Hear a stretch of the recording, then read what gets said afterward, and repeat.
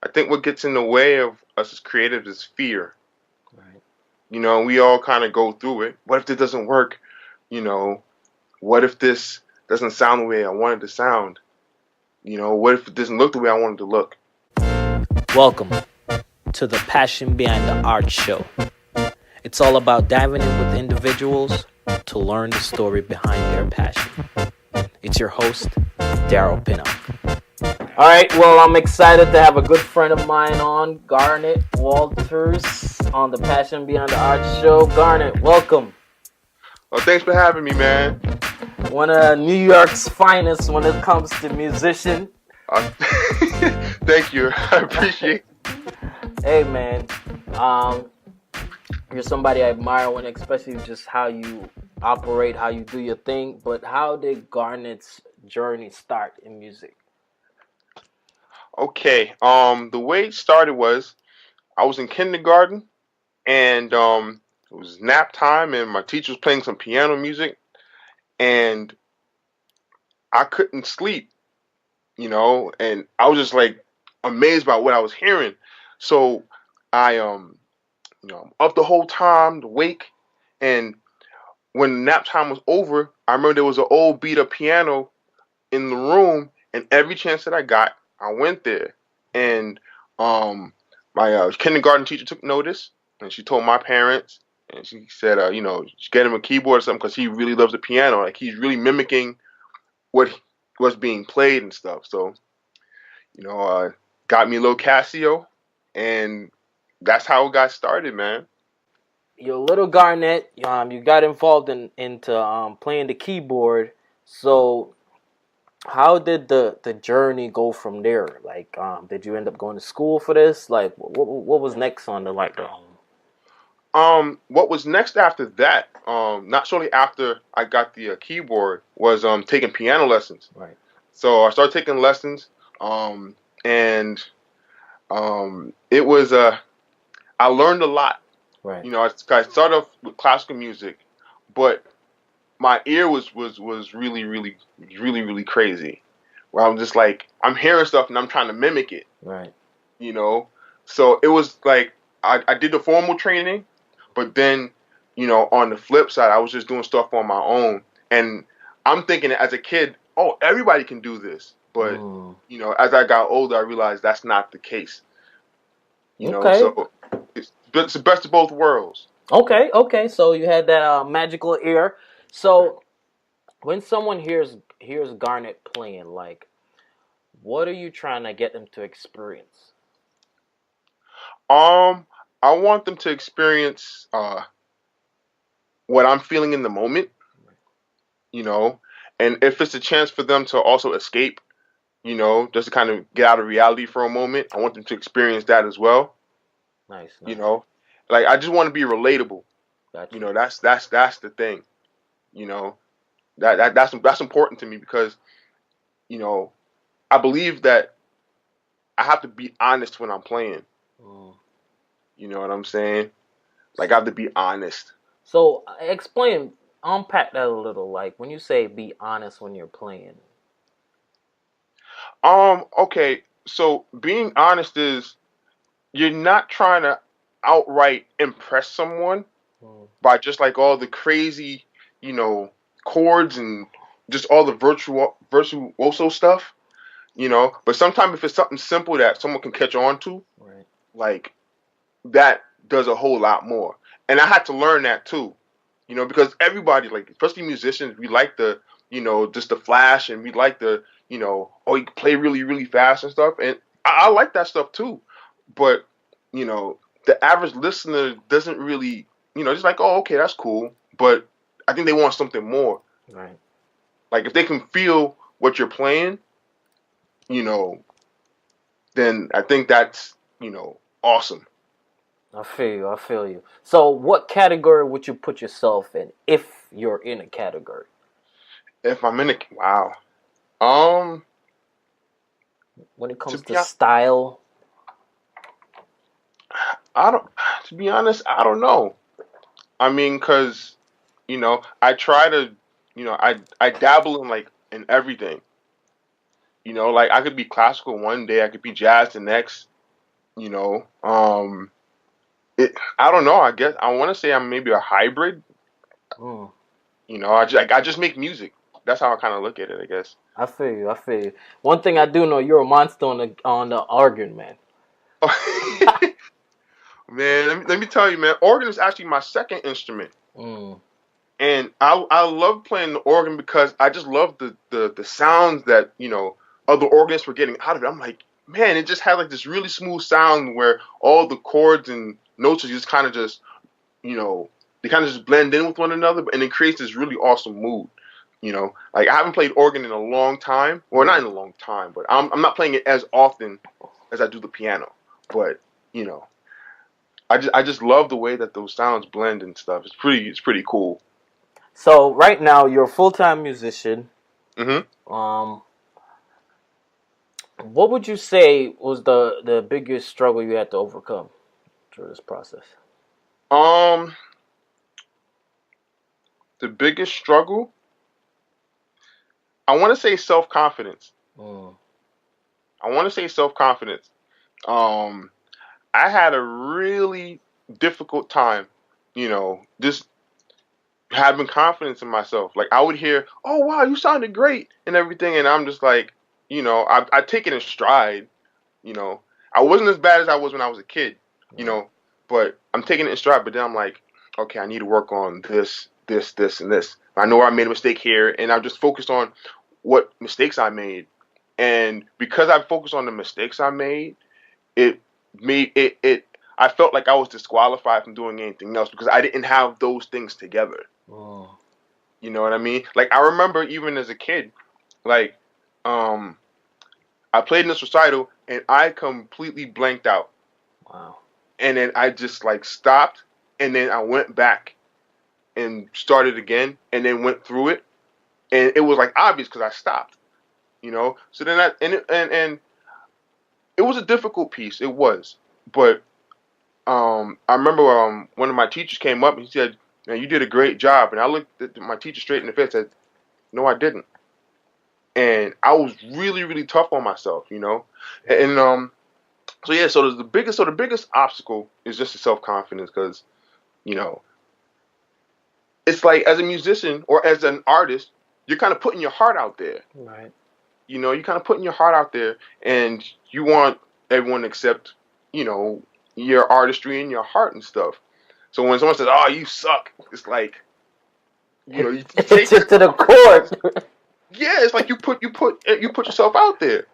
You know, so yeah, self confidence thing, and I'm and to be and again to be transparent, like I'm still working on that, Right. you know. So like I'm still working on that. So self confidence is the biggest thing. It blends into other areas too, Right. you know.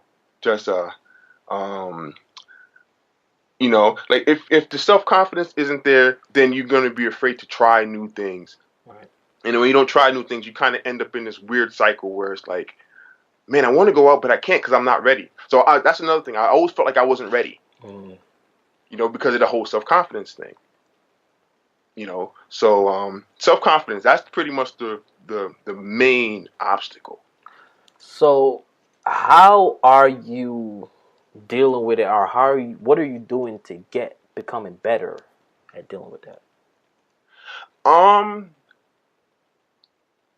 Crazy enough, starting to network and Mm. put stuff out on Facebook and Instagram. Just being in front of the camera, Right. doing that. Like I kind of have this perfectionist streak sometimes, Mm. where I'm like, okay, I have to have it all together, and it's like, no, you just have to take care of what you can control. Right. Everything else you're not responsible for. Just do what you're responsible for and just do your best. You know, so just the social media helps make everything a lot easier. I feel you. Yeah, and then but the networking is the one thing I definitely have to work on. Like Right. just saying, hey, I'm Garnet, and I do this. Right. You know, Right. Right. Right. Right. yeah. So, how are you networking? Like, what are some of the things you're doing networking wise? Some of the things that I'm doing, I'm just meeting up with other musicians again, social media. Mm-hmm. Another thing that I've been doing is I've been taking like acapellas. Mm. someone singing in their car or something, and then just putting music to it, just playing, like, we're, playing at a concert or something, and I just put the music to it, and then just tag them and say, hey, this is what I did. I hope you like it. I hope it's okay. I hope it doesn't sound too bad, or Yeah, I like seen that, man. Like you grab somebody's video that they did with no music and add the music and then post it on Instagram. I seen that. That's hmm awesome. yeah, yeah, yeah. So that's a start. Yeah, cause I remember we did some stuff like that too. So I mean, I already know. Yeah, man. So who would you say, or if it's one or a group of people, who would you say like your main support system is? My main support system, um, my family. My wife, she supports me. I have a 5-year old. You know, she, she dabbles in what I do as well. Mm, Um, my sister, Toya, my brother, Remain, my mother. Um, I have like other friends and family. It's so many people to name, but there's like family and friends. Older and younger musicians and stuff. right. Because older ones they kind of give me insight on stuff like, hey, you should be doing this or whatever, and I have the younger ones who are like, wow, man, like you sound great, and then just being able to talk to them, Mm-hmm. it's like I kind of see myself when I was their age or Right. when they started out, so I'm just like, wow, man. The support is really real, especially again because of social media, people posting stuff underneath the videos and posts and things like that. It's like, wow, it's really cool to see that. It's really cool to see the support, man. Yeah, I feel you. So, all right. So you play for people. Like, what else do you do? Are you just strictly just playing for people? Well, I'm just playing. Well, I play at a church full time. Mm-hmm. You know, I do that. I definitely want to get into doing like lessons, like because I'm realizing that I'm more of an educator at heart. Right. I love to teach people. I love to show people. Help people along the way. Mm-hmm. You know what I'm saying? Um, So yeah, so I definitely want to do that, but playing in church is like my main thing. And then if I have any other gigs and stuff, you know, on the side, then I'll do those. But, I seen some stuff on your website, like you made a couple tracks for sale and stuff like that. oh yeah, yeah, yeah. So I also have like I did a solo piano record. I think I did it 2015, I believe, 2016, and that went pretty well too. You know that and that ties into the self confidence thing too, because I was scared as whatever to put that out. I was just like, okay, it's just me and the piano, and it's just like, all right, just play your heart out, and just played and just had fun with it, you know. And funny enough, after I was done recording everything, the sound engineer was like, wait, you're done already? Like I was really enjoying what you were doing, So I was just Mm. so hearing that, I'm like, wow, man, that's really cool. That's really cool. So, So, who was the inspiration behind that tr- project? um, Reggie Young. Mm. He was like, yo, Garnet. I mean, there are other people too. Like, I have a friend of mine, Daryl Young, Randy Jenkins, um, Jason Griffin, um, like those guys, and Habert. It's like, yo, you need to do an album. Satoya, again, my family, like, hey, you need to do something. And again, if I forget anyone who's watching this, charge it to my head, not my heart, please. So, but yeah, they'll always say like, "Yo, you need to do something, man. You need to put out an album." You know what I mean? Just put it out because you want to put out good music. So I Right. was like, "All right." I feel you. I feel you. I feel you. So, what's next for Garnet? What's next?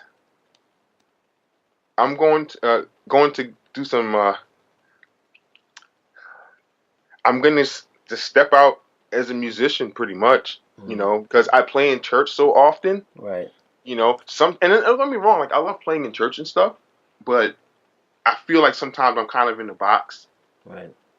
So I need to just branch out and do other things. So whether it be like, collaborating with other musicians, putting out more more videos on social media. Mm-hmm. Um and even doing like instructional videos. Oh, which reminds me, this past year, well, it was a couple days ago, but I believe it was early December.